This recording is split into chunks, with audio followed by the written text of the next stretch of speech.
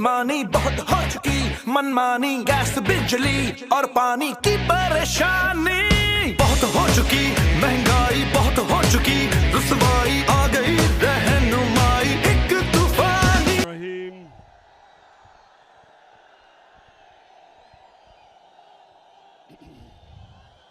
इय्याका नअबुदु व इय्याका नस्तईन।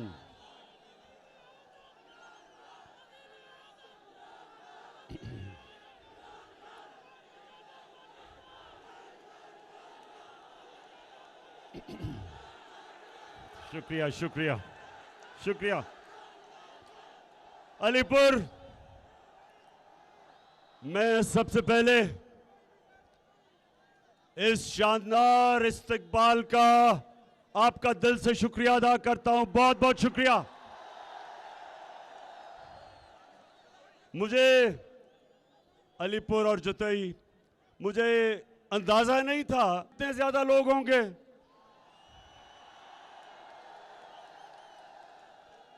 और मुझे इस चीज का भी अंदाजा नहीं था कि आप कई घंटे से यहां इंतजार कर रहे हैं।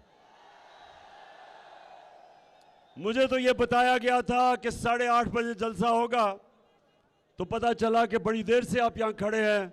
तो मैं माजरत भी चाहता हूं कि इतनी गर्मी में और हब्स में आप इतनी देर खड़े रहे हैं। मैं आपसे माजरत चाहता हूं। अच्छा, अब मेरे दो चीते खड़े हुए हैं जिन्होंने इंशाल्लाह ये इलेक्शन जीतनी है। मैं यासिर और मौजम, मैं सिर्फ आपसे एक चीज चाहता हूं, सुने। जब मैं 10 साल क्रिकेट का कप्तान था, तो जब मैं अपनी टीम को ग्राउंड पे लेके जाता था, तो मैं सिर्फ टीम को एक चीज कहता था,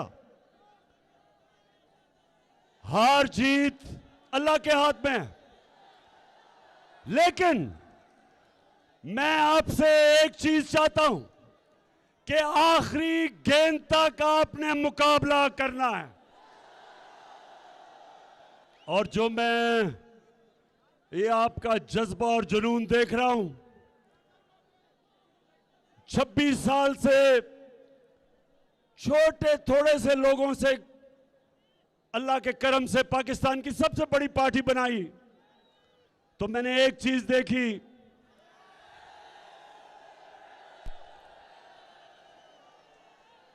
कि जो मर्जी कर लें, अगले पैसा खर्च करें, पुलिस का इस्तेमाल करें, जो मर्जी कर दें, जज्बे को कोई शिकस्त नहीं दे सकता। और इंशाअल्लाह ये जो मैं आप सबसे चाह रहा हूं, मैं मौजम और यासिर आपके अलावा मैं चाहता हूं कि आप और आपकी टीमें हर दरवाजे पे पहुंचे, डोर टू डोर जाएं और एक पैगाम दें सबको कि ये इलेक्शन नहीं हो रही, ये इलेक्शन नहीं है, ये पाकिस्तान की हकीकी आजादी की जंग है, जो एक अमेरिकी साजिश के तहत हमारे ऊपर पाकिस्तान के नामवर डाकुओं को मुसल्लत किया। 22 करोड़ अवाम की इन्होंने तौहीन की। अपने मुल्क में अमेरिका एक जमानत पे कोई भी शख्स हो, उसको वो चपरासी भी नहीं बनने देता। यहां इन्होंने एक मुल्क के डाकू को वजीर आजम बना दिया है।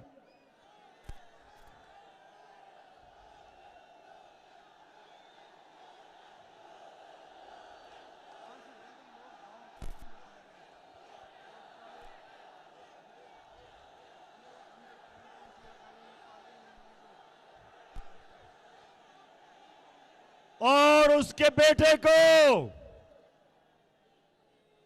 वजीर आला हमजा कुकड़ी को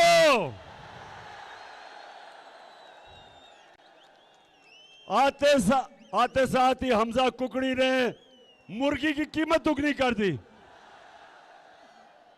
और अंडों को 36% उनकी कीमत बढ़ा दी। तो मेरे अलीपुर जतोई के लोगों, मेरे शहरियों, मेरे बाशऊर और दलेर शहरियों, ये जंग आपकी है। आपने हर घर जाना है, आपने लोगों को जगाना है कि अगर हमने इन चोरों को शिकस्त ना दी और खास तौर पे इन लोटों को, अलीपुर आपने जब, और मैं खास तौर पे नौजवान आपके ही जिम्मेदारी लगा रहा हूं, बच्चों की जिम्मेदारी लगा रहा हूं और अपनी बहनों की जिम्मेदारी लगा रहा हूं। जितनी मेरी यहां आज तादाद में बहनें आई, आपको भी हम सलाम करते हैं। आपने लोगों को जगाना है, बेदार करना है कि ये लोग, अगर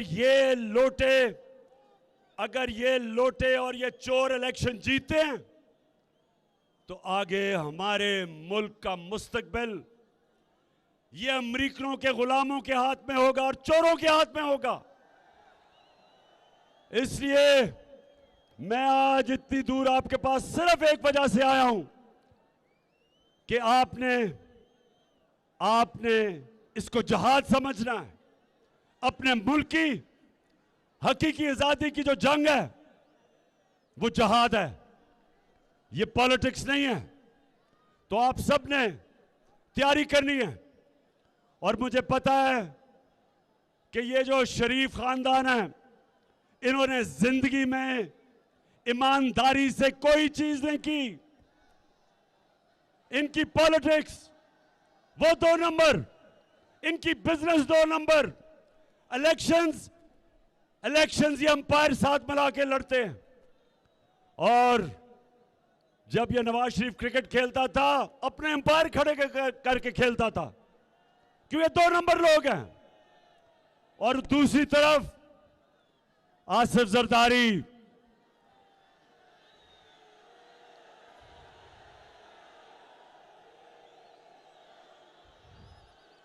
आपने कराची का हाल देखा है। कराची को कहते थे रोशनियों का शहर।